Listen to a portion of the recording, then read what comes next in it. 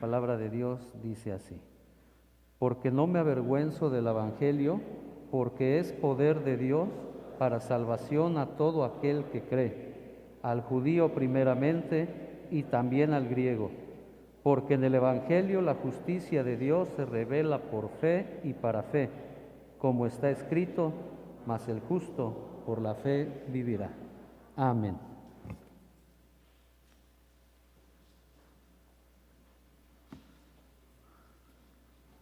Pueden tomar sus lugares, hermanos.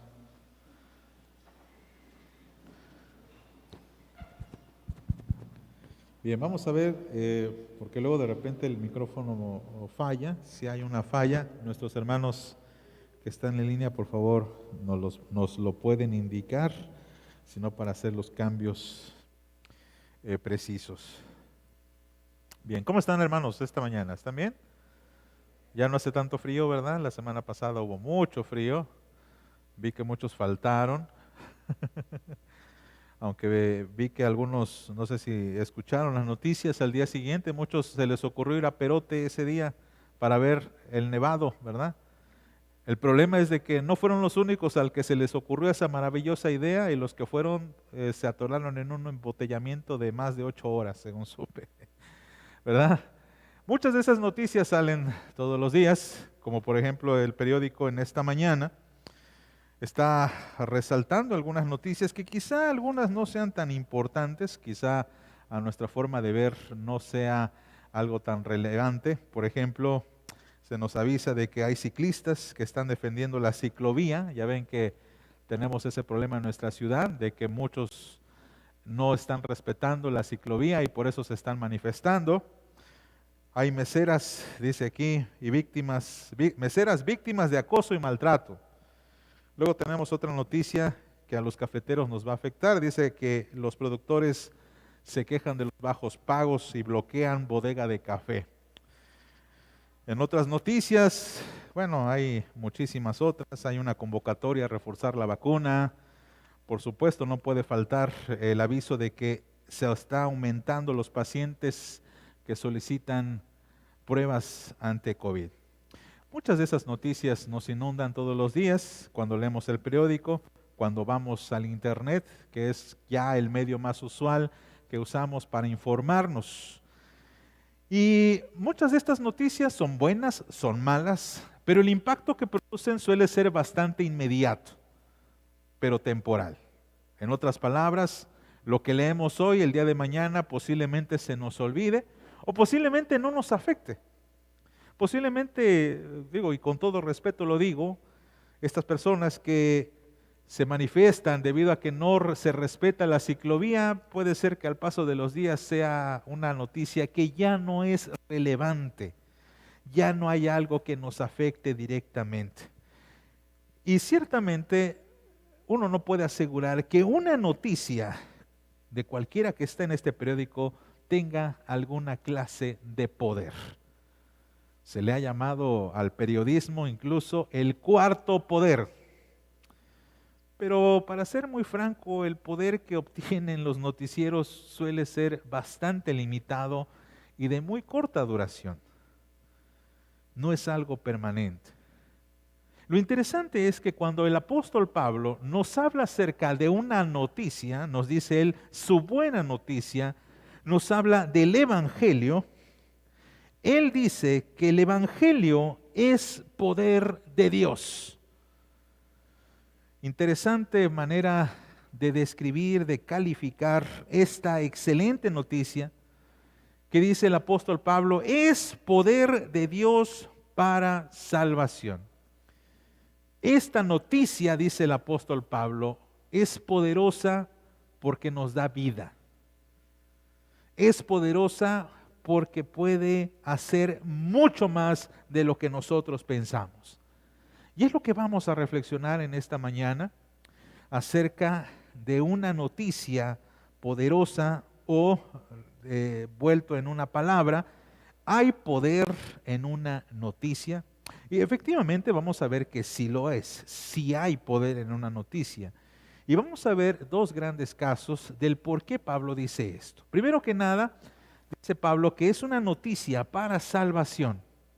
Es una noticia poderosa para salvación. Eso va a ser lo que vamos a investigar o lo que vamos a obtener del primer versículo, el versículo 16. También vamos a ver que es una noticia poderosa porque es una justicia, es una palabra, perdón, una noticia de justicia. Es lo que vamos a analizar en estos momentos. Yo les ruego, hermanos, que por favor puedan sacar sus boletines. Ahí está el bosquejo del sermón de esta mañana. Los que están en línea, se les ha enviado oportunamente el bosquejo, y si alguien lo llega a necesitar en línea, también lo puede pedir. Con mucho gusto se lo estaremos proporcionando. Vamos a orar, amados, antes de comenzar, antes de desarrollar como debe ser esta predicación, este evangelio. Así que les pido primero que respalden con una oración la exposición de la palabra. Señor Jesús, nos acercamos con humildad ante ti y pedimos, Padre Santo, que nos ayudes verdaderamente a escudriñar la Escritura, pero no solamente analizarla, masticarla, sino también experimentarla. Queremos probar, Señor, qué es lo que estás ofreciéndonos esta mañana. Nos has servido la mesa como si fuese un banquete y rogamos, Señor, que nos des esa hambre de ti y nos ayudes, Padre mío, a que podamos aplicar la misma al final de esta enseñanza. Que las palabras de mi boca y la meditación de mi corazón sean agradables, Señor, delante de ti. En Cristo lo pedimos. Amén. Bien, amados, saquen por favor sus bosquejos de este día, 23 de enero 2022. Allí tienen ustedes el bosquejo del sermón. Si a usted le falta uno de estos bosquejos, le ruego por favor, allá afuera hay algunos, perdón que les diga, que los vuelva a decir, los invite allá afuera, pero están allá afuera. Porque aquí puse a propósito la misma cita, Romanos 1, 16 al 17, pero en dos versiones distintas. A veces es muy sano, es muy útil leer en otras versiones para que nos demos cuenta cómo se traduce la palabra de otra manera, cómo puede aplicarse de otra forma. Y quiero invitarles a leer la Nueva Traducción Viviente. Se encuentra allí en sus boletines la Nueva Traducción Viviente, Romanos 1, 16 al 17, dice la palabra del Señor. Pues no me avergüenzo de la buena noticia acerca de Cristo, porque es poder de Dios en acción para salvar a todos los que creen, a los judíos primero y también a los gentiles. Esa buena noticia nos revela cómo Dios nos hace justos ante sus ojos, lo cual se logra de principio a fin por medio de la fe. Como dicen las Escrituras, es por medio de la fe que el justo tiene vida. Bien, hemos llegado, mis amados, esta sección de la Escritura, Romanos 1, 16 y 17, se le conoce como el corazón de la carta a los romanos.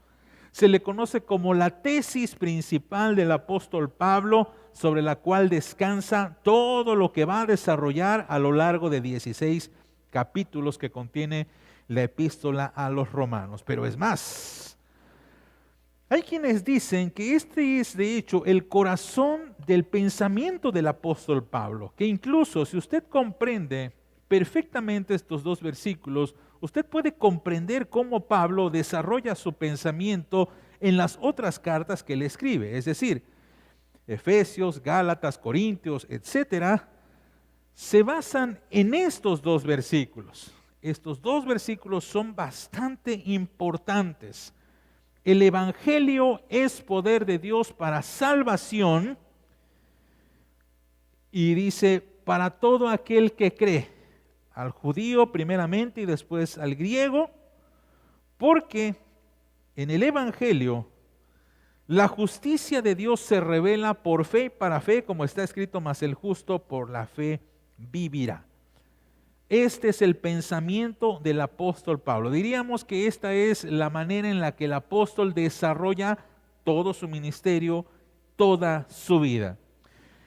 Y Pablo antepone una expresión al respecto de esta historia, de esta buena noticia. Recuerde que evangelio originalmente significa buena noticia y dice, no me avergüenzo del evangelio.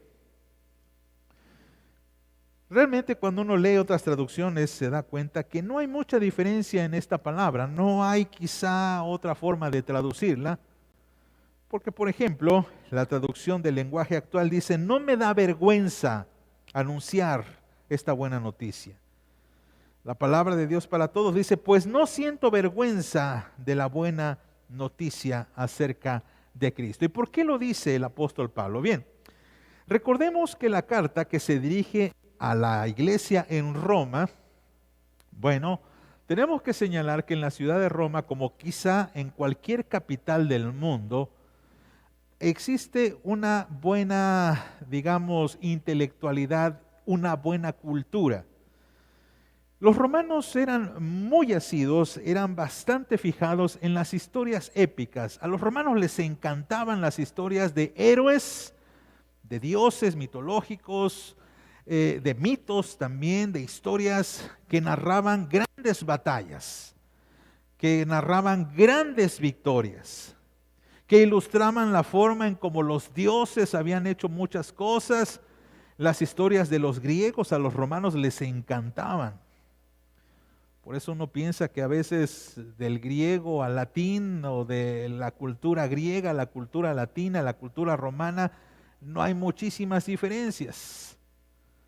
A los romanos les gustaban esas epopeyas que se narraban de los héroes antiguos. Ellos eran admiradores, por ejemplo, de Alejandro Magno, perdón. Eran admiradores de todas estas personas que habían triunfado, aún incluso en circunstancias que eran totalmente adversas, pero que se habían levantado con una victoria. Esta clase de narraciones abundaba muchísimo en el contexto romano. Esta clase de historias fascinaban a los romanos, porque los distinguían de entre las demás naciones como un pueblo culto, como un pueblo victorioso. Recuerden ustedes que Roma era el imperio en ese momento, en ese tiempo. Ahora bien, ante esta historia o ante estas historias de heroísmo, de victorias, estas historias de grandes epopeyas, pongan junto a estas historias, en ese contexto histórico, la historia del crucificado. La historia de Jesús. No parece una noticia tan relevante. Aparentemente no suena tan impresionante el comparar los hechos de Jesús y los dichos de Jesús con, por ejemplo, las grandes historias de cómo el emperador Alejandro el Grande, Alejandro Magno, vivió, enseñó y mucha gente lo admiraba. En comparativa, la historia de Jesús no parece tan importante. Es más, no parece tan poderosa. Recuérdese, mi amado hermano, amada hermana, que la palabra evangelio en su uso común significaba buenas noticias. ¿Y a qué le llamaban evangelio los romanos? ¿A qué le llamaban evangelio los griegos? ¿A qué le llamaban evangelio en este primer mundo o en este mundo primitivo? Bien, había tres maneras en las que se decía que una noticia era evangelio. Por ejemplo, se utilizaba la palabra para anunciar la victoria de un ejército nacional. La victoria en una batalla era evangelio. Si ganaba el ejército romano en cualquier guerra, los heraldos visitaban las ciudades y poblaciones diciendo: evangelio, buena noticia, nuestro ejército ha ganado la batalla. Nuestro ejército ha ganado la guerra. A eso le llamaban evangelio. También evangelio era el anuncio del inicio del reinado de un rey o un emperador. Cuando un nuevo rey estaba en el trono, los heraldos recorrían las ciudades diciendo: evangelio, buena noticia. El emperador, llame usted el nombre que quiera, inicia su reinado. Viva el rey, viva el emperador. Y evangelio también se usaba para anunciar una profecía o un oráculo, una revelación de cualquier divinidad. Estas tres expresiones, mis amados, entonces nos hablan de heroísmo, nos hablan de epopeyas, nos hablan de grandes historias. Y en apariencia, la historia del Evangelio quizá no parezca tan impresionante. Pero no por esto Pablo se avergüenza de esta noticia. Pablo declara con certeza: no me avergüenzo de esta noticia. No me avergüenzo de este Evangelio. No me avergüenzo de esta historia que quizá para muchos sea una noticia o una historia vergonzosa. ¿Cómo es posible que el héroe de nuestro Evangelio, el protagonista de nuestra narrativa, sea un hombre manso y humilde? Si hacemos la comparativa, obviamente a mucha gente le gusta más el guerrero, el líder. Y un hombre manso y humilde que habla acerca del amor de Dios y del reino de los cielos, para el tiempo de Pablo no parece una noticia impresionante. Incluso, hermanos, algunos malintencionados, algunas personas se burlaban de la historia de Pablo porque el héroe al final muere.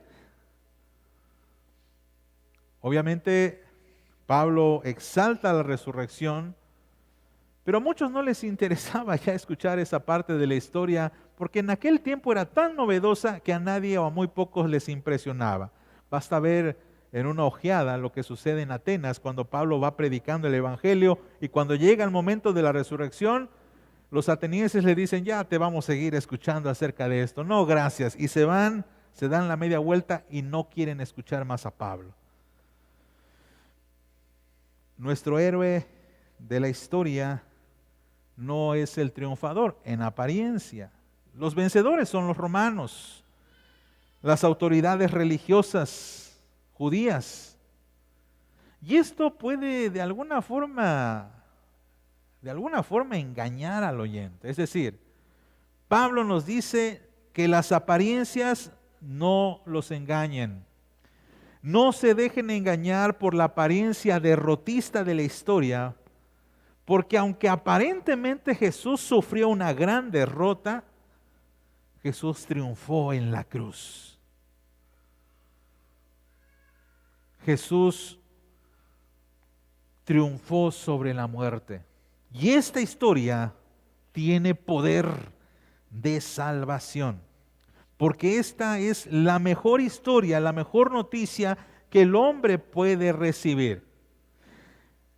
No es una narración para entretenernos, ni para ilustrarnos una enseñanza. No es una historia para dejarnos pensando, para confrontarnos diciéndonos: oh, esta es una excelente fábula, vamos a tener que hacer algo con esta historia. Sino que esta es una historia bastante particular porque nos afecta directamente. Si nosotros vamos al periódico, mi amado hermano y amada hermana, muchas de las noticias que están escritas aquí ni siquiera nos afectan de forma directa. ¿Por qué me voy a preocupar? Y vuelvo a decirlo con respeto, el que alguien se manifieste porque quieren que se liberen las ciclovías. Yo vivo por Arcosur, a mí allá no hay ciclovías, así que no me afecta. Posiblemente muchos de ustedes no tomen café, lo cual sería pecado si son jalapeños y no toman café, hermanos, pero bueno. ¿En qué me afecta el que los cafeteros estén enojados y bloqueen las bodegas porque les pagan muy mal? Quizá a algunos de ustedes no les afecte nada de eso. Quizá a muchos de nuestros hermanos que están en línea no les afecte el hecho de que haya muchos contagios porque dicen: yo no salgo de mi casa, yo pido por internet mis compras, no tengo ningún problema. Pero la noticia de Jesús, dice el apóstol Pablo, nos afecta a todos. Es tan poderosa que tiene este poder continuo de salvación. Tiene el poder continuo de salvación. La palabra que se traduce como poder, que ustedes pueden ver ahí en Romanos capítulo 1 versículo 16, cuando dice el apóstol Pablo: no me avergüenzo del buen evangelio, de la buena noticia, porque es poder de Dios. La palabra en griego es la palabra dínamos. Si lo quiere anotar ahí en su bosquejo, anótelo. Dínamos. La diferencia es de que en lugar de I latina es Y. Dínamos. Y muchos lo traducen, he escuchado que algunos hacen ejercicios hermenéuticos de esta traducción y traducen el texto como dinamita. De hecho, de ahí proviene la palabra dinamita. Y muchos traducen así. No me avergüenzo del Evangelio porque es dinamita de Dios. Suena bonito. Pero no ese es el sentido que Pablo quiere darle. Pablo no desea transmitir la actitud, digamos, explosiva del Evangelio, sino más bien lo que Pablo desea transmitir es una actitud de una expansión dinámica. Porque a veces pensamos en esta clase de poder como si fuera un poder destructor, pero no, es un poder constante que de hecho da vida. En otras palabras, la expresión puede traducirse como poder continuo, poder constante. Ahora, quiero que vayan allí en sus bosquejos, por favor. La Nueva Traducción Viviente, ustedes lo pueden leer, Nueva Traducción Viviente, lo traduce de la siguiente manera, lo voy a colocar aquí en el bosquejo. Nueva Traducción Viviente dice, pues no me avergüenzo de la buena noticia acerca de Cristo, dice el texto. ¿Por qué dice? Porque es de Dios en acción, es poder de Dios en acción para salvar a todos los que creen. Y aquí tenemos que hacer también una diferencia, porque hay quienes piensan que este poder significa un poder transformador. Y aquí vamos a ponernos un poco serios y vamos a tratar de definir de mejor manera qué es lo que hace el Evangelio y qué es lo que no hace el mismo. Quizá muchos de ustedes habrán escuchado, mis amados, que el Evangelio cambia vidas. ¿Ustedes han escuchado esa expresión? El Evangelio cambia vidas. El Evangelio es capaz de cambiar o de reformar la vida de cualquier persona. Ahora, esta es una expresión, parece correcta, pero en realidad no lo es tanto.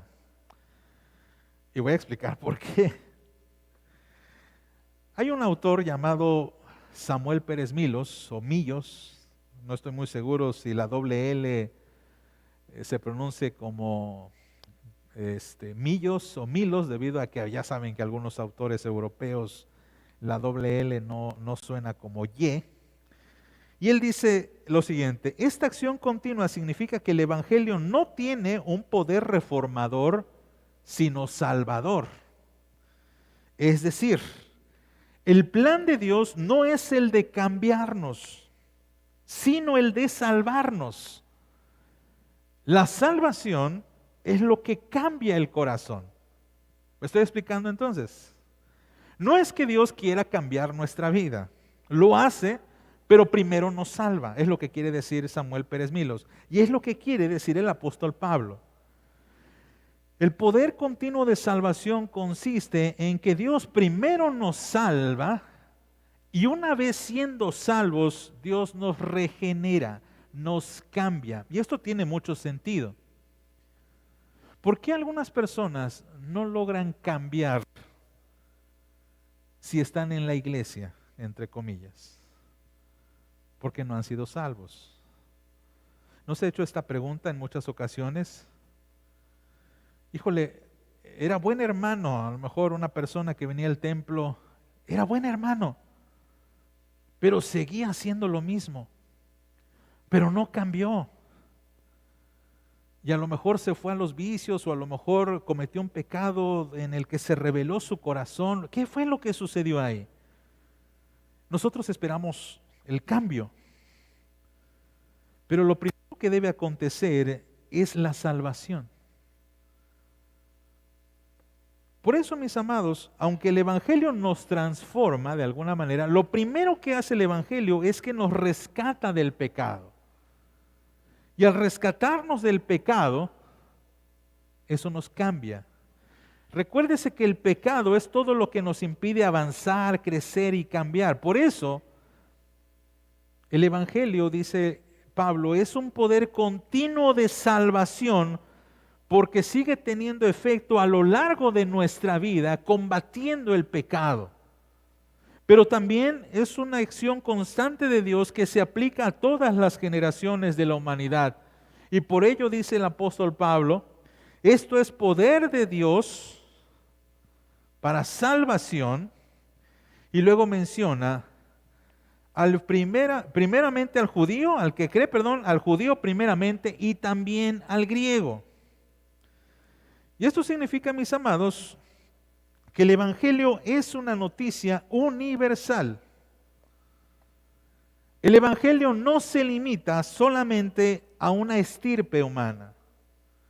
Si menciona al judío primeramente es porque, por supuesto, se señala que el pueblo judío fue el principal receptor de esta palabra.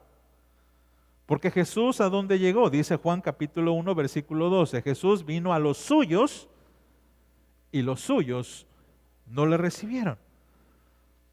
Por eso dice el apóstol Pablo, primeramente viene al judío y después al griego. Se abre a todo pueblo gentil, cumpliéndose lo que dice el Señor en la promesa a Abraham cuando él decía, en ti serán llamadas benditas todas las naciones de la tierra. Aquellas que ejerzan su fe tal como Abraham lo hizo en el Salvador Jesucristo. Entonces el Evangelio es una noticia universal por cuanto es una noticia que puede hacer efecto en todo hombre sobre la tierra.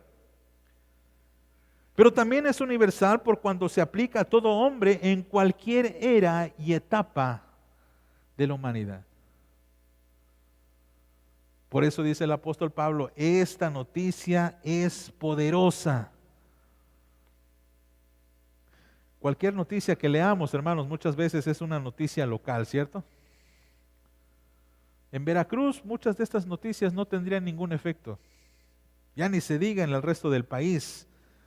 Ya ni mencionemos en el mundo. Lo particularmente extraordinario de la historia de Jesús, de la buena noticia de Jesús, es que afecta a todos los hombres. La historia del crucificado es relevante para cualquier época, para cualquier etapa de la historia humana. Ahora bien, vamos a avanzar, hermanos, la siguiente cosa, la siguiente parte, la segunda parte de la exposición.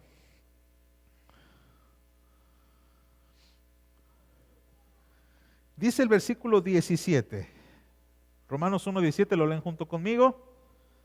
No se distraigan, amados, por favor. Dice, porque en el Evangelio, todos juntos, porque en el Evangelio la justicia de Dios se revela por fe y para fe, como está escrito, mas el justo por la fe vivirá. Bien, ya tenemos aquí la segunda parte de esta tesis, la segunda parte de nuestro sermón. El segundo versículo de esta tesis central se nos dice que el Evangelio es poder continuo, acción continua de salvación universal. Pero en esta expresión tenemos una salvación en plenitud en cuanto a la justicia que se revela por fe, o que dice el texto bíblico se obtiene a través de la fe. Vamos a leer nuevamente, amados, Romanos 1:17, pero en las dos versiones que coloqué aquí en su traducción. No sé si me puedes ayudar, hermanita, con la nena. Ojalá. Muy inquieta, muy contenta, muy sana, nos da mucho gusto, ¿verdad? Los niños son niños, hermanos. Y qué bueno que son niños. Mi madre siempre se quejaba porque yo era un niño inquieto y le decía a Dios, Señor, calma a este niño. Y cuando yo estaba enfermo estaba llorando. Así nos pasa, ¿verdad? Ay, Dios mío, cómo me dio este niño inquieto, esta niña inquieta. Pero cuando está enfermo ahí andamos llorando, ¿verdad? Porque no se mueve, anda triste. Pero gracias, hermanita, gracias. Valoramos mucho a nuestros niños aquí. Pero es momento de concentrarnos en la Escritura. ¿Qué dice Romanos 1:17, la Nueva Traducción Viviente? Dice, esa buena noticia, lo voy a poner, perdón. Dice, esa buena noticia nos revela cómo Dios nos hace justos ante sus ojos. Fíjense cómo lo traduce. Lo cual se logra del principio al fin por medio de la fe. Como dicen las Escrituras, es por medio de la fe que el justo tiene vida. Interesante cómo lo va traduciendo. Ahora vamos a ver otra traducción. La palabra de Dios para todos es otra versión de la Biblia que lo traduce de forma un poquito distinta. Dice, la buena noticia acerca de Cristo revela el plan de Dios para traer justicia al mundo entero. Se está extendiendo de los que creen a los que van a creer, como está escrito, el aprobado por Dios por la fe vivirá. Aún así necesitamos desmenuzar el pasaje, ¿se da cuenta? No es un texto fácil de analizar. Pero aquí resaltan dos cosas importantes, y de hecho les quiero adelantar una cosa. Allá al margen de su bosquejo, anoten 3 palabras en especial, porque estas 3 palabras Pablo las va a desarrollar a lo largo de la epístola a los Romanos. La primera palabra, por supuesto, es salvación, la segunda es justicia y la tercera es fe. Estas 3 palabras son las que van a ser el eje, el motor de la epístola de Pablo. Salvación, justicia y fe. Ya analizamos salvación, aunque vamos a profundizar muchísimo. Vamos a analizar un poquito lo que es justicia, porque también hay mucho que vamos a profundizar conforme pasen los sermones y los siguientes capítulos. Y cuando analizamos el término justicia, un término bastante común en la Biblia, no debemos cometer el error de traducirlo o de pensar que Pablo está usando justicia según el entendimiento romano o humano incluso. Porque la justicia, según muchos de nosotros, es aquella, aquel derecho que todo hombre merece según la ley. Y es comprensible a veces esta definición de justicia. Clamamos por eso, o escuchamos reclamos por eso. Yo exijo lo que es mío por derecho. Si pusieron una ciclovía aquí, ojalá no me critiquen en internet, porque van a decir, pastor se opone contra los ciclistas. Si yo reclamo mi derecho a circular por la ciclovía, ¿verdad? Considero que es mi derecho, aunque por supuesto hay gente que a veces no sabemos por qué exige lo que exige, como ustedes han visto esa noticia de Ecatepec, ¿verdad? Que pusieron allí una caseta de peaje. ¿Han escuchado esa noticia? Y que todos los automovilistas se han pasado y no quieren pagar la cuota, algo que para nosotros es bastante comprensible. Pues si yo voy a usar una carretera de cuota, pues tengo que pagar la cuota, ¿no? Pues allá no quieren. Así que la compañía colocó una especie como de, ¿cómo le llaman? Púas o algo así, en el piso, que se activa automáticamente cuando no detecta el pago y poncha las llantas. Pues al día de ayer se estuvieron manifestando porque eso es injusto.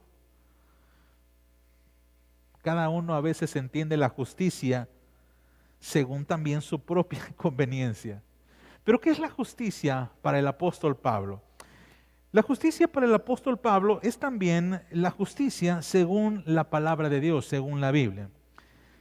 Y Pablo entiende la justicia en todo el contexto de los romanos, en todo el contexto de la epístola de los romanos, como la justicia imputada, la cual Dios otorga a quienes creen y que permite la declaración de llamarlos justificados. En otras palabras, Dios imputa justicia, es decir, el hombre no la merece ni la puede alcanzar. En toda la Biblia se nos presenta a Dios como un ser santo, como un ser justo, como un ser absoluto cuyos estándares son tan altos que el ser humano no puede alcanzar ni siquiera soñando. El ser humano no puede aspirar a ser perfecto como Dios lo es, a ser santo como Dios lo es, a ser justo como Dios lo es. Y no obstante, Dios quiere precisamente que seamos justos. Parece una paradoja. Pero en el momento en el que nosotros estamos en problemas, Dios nos da justicia. Dios nos hace justos. Y con esta justicia, a la cual se le llama justificación, entonces los hombres podemos presentarnos delante de Dios sin temor ni problema alguno. Ahora esto quizá lo tengamos que masticar más pausadamente, porque muchos lo damos por hecho, pasamos la página y no profundizamos. Tenemos que considerar que Dios, nuevamente, repito, es un ser santo, absoluto, justo. Nosotros no lo somos y ni nunca lo seremos, pero no obstante, Dios nos justifica, nos declara justos y con eso podemos estar en su presencia. Y esto es una buena noticia. Es una gran justicia, considerando que sin esta justificación no podríamos presentarnos ante Él. No podemos ni siquiera alcanzar a decir unas cuantas palabras delante de Dios porque nuestra injusticia simplemente no lo permitiría. ¿Cómo obtuvimos esta justicia? ¿Cómo obtuvimos esta justificación? Esto debería hacernos preguntarnos, ¿cómo logramos esto? Porque Pablo dice que lo obtenemos por fe, pero dice el texto bíblico, en el Evangelio se revela la justicia de Dios. El Evangelio es la revelación o la develación de que a través de esta historia Dios nos ha hecho justos y que esta justicia se aplica a todos los hombres por el simple hecho de ejercer su fe. Déjenme ponerle este ejemplo para que se comprenda qué es lo que Pablo quiere transmitir. Imagine usted que hay una persona muy famosa que se acerca a usted, pero que usted no conoce, que le regala una mansión, la mejor, la más grande, la más hermosa que usted se puede imaginar. Es un hombre que usted no conoce, en un sentido sabe de él, pero no tiene una cercanía. Imaginemos que es Bill Gates, que es el dueño de Amazon. ¿Cómo se llama? Bueno, no importa al punto. Carlos Slim. Usted no lo conoce, pero él a usted sí lo conoce. Y le dice, ¿sabes qué? Te voy a dar las llaves de esta mansión grande, hermosa, es tuya. Y tú dices, ¿por qué? Y te dice, en esta noticia está la razón del por qué yo te entrego esta mansión. Lo único que tienes que hacer es creer que te pertenece. Creer que te pertenece por esta noticia. Ahora quizá muchos de nosotros, como buenos mexicanos, diríamos, pues dame las llaves y ya ni leo la noticia, ¿verdad? Pero Pablo dice, esa mansión, que es la presencia de Dios a la cual iremos, en el Evangelio está revelada la razón por la cual tú tienes esa herencia. Que por cierto, la única manera de obtener esa herencia, la única manera de obtener esa recompensa, esa justificación es a través de la fe. Pero en el Evangelio está revelada, en la historia de Cristo, en la noticia de Cristo, está revelada las razones por las cuales tú eres acreedor a esa justificación. Por el simple hecho de que creíste, de que ejerciste tu fe. Por supuesto, esto plantea muchísimas preguntas. Preguntas que Pablo va a desarrollar en los próximos capítulos, pero que por ahora ya nos da como el apetito, nos abre el apetito para decirnos, en esta historia está la razón por la cual Dios te justifica. En el Evangelio está revelada la razón por la cual Dios te está recompensando. Pero hay una condicionante. La condicionante es creer, ejercer la fe. La justicia de Dios se revela en el mensaje de Cristo que Él salva. Cuando una persona cree, cuando una persona ejerce su fe. Y dice el texto bíblico, Romanos 1:17, pero lo leemos en la versión Reina Valera, dice, se revela por fe y para fe, como está escrito, mas el justo por la fe vivirá. Las otras traducciones dicen, nos revela que Dios nos hace justo ante sus ojos, lo cual se logra de principio a fin por medio de la fe. La otra versión dice, la buena noticia acerca de Cristo revela el plan de Dios para traer justicia al mundo entero y se está extendiendo de los que creen a los que van a creer.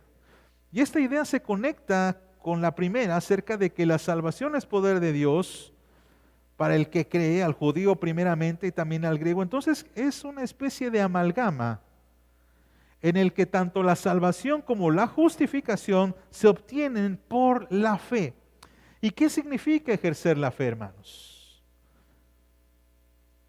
Para alcanzar estas bendiciones, para alcanzar la salvación, para alcanzar la justificación, dice Pablo, tenemos que ejercer la fe.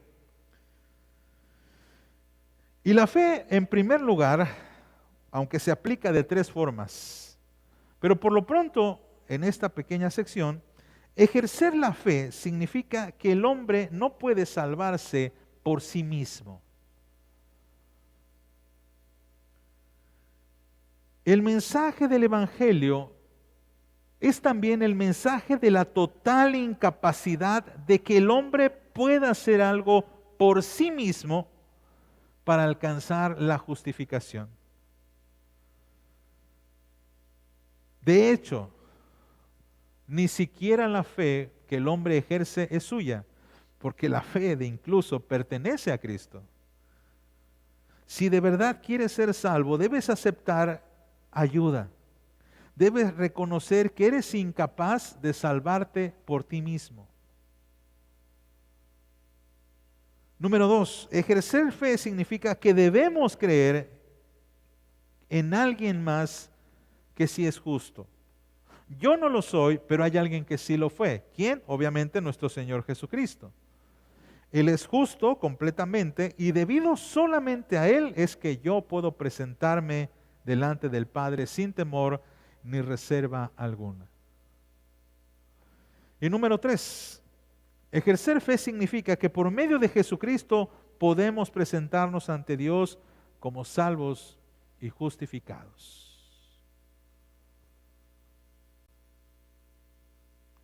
Vemos, mis amados hermanos, cómo la fe no es solamente un creer, como en algunas ocasiones se llega a decir, como un ejercicio de la fe, un ejercicio mental de decir, sí creo en tal cosa. No, ejercer la fe implica algo más que simplemente creer mentalmente.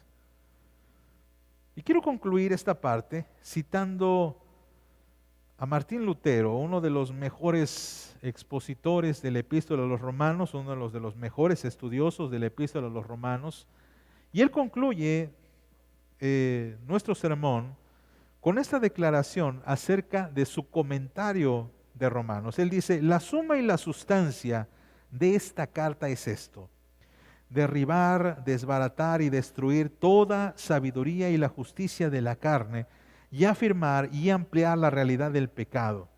No importa cuán inconscientes estemos de su existencia, porque Dios no quiere salvarnos por nuestra propia justicia, sino por una ajena, una que no se origina en nosotros, sino que nos viene desde más allá de nosotros, una que no surge de la tierra, sino que desciende del cielo.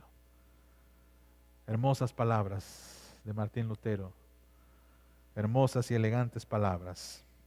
Así pues, amados, ¿qué podemos concluir respecto a estos dos versículos? Después de escuchar este sermón, estamos seguros que la noticia es poderosa. ¿Hay poder en una noticia? Sí, pero en la noticia de Cristo. Porque en la historia del crucificado y del resucitado está revelada la salvación y la justificación del hombre. La cual, por cierto, hermanos, está disponible para todo aquel que quiera creer, que ejerza su fe en Él. Pero no es tan fácil como declaramos. No es fácil decir solamente, ya la hice. Porque ejercer fe implican estas tres cosas que acabamos de mencionar, pero que también tenemos que profundizar de mejor manera. Porque esa fe, mis amados, es una fe para vida. Como dice el texto bíblico en la última palabra, en la última expresión, mas el justo por la fe vivirá. Y muchos dicen que esta última frase es la que da pie a todo el desarrollo de la epístola de Pablo a los romanos. ¿Cómo se vive esa fe? Les seguimos invitando, hermanos, a que se sigan conectando para escuchar la palabra del Señor, para estudiar, para meditar la epístola de Pablo a los romanos, para que sigamos profundizando nuestra fe y podamos ejercer una fe viva y verdadera. Oramos.